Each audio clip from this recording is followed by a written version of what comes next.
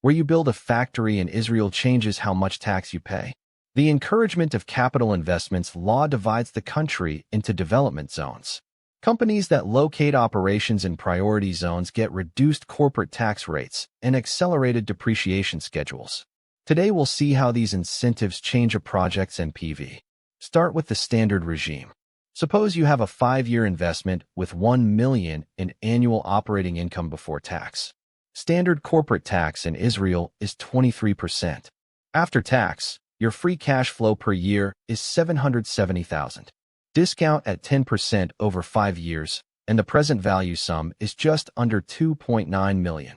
Now move the same factory to a priority development zone.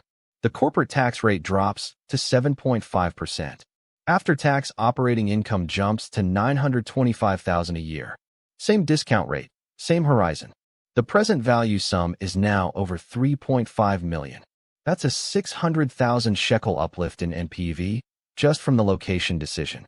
Add accelerated depreciation on top. Standard depreciation might be straight-line over 10 years. In priority zones, you can sometimes deduct the full investment in the first few years.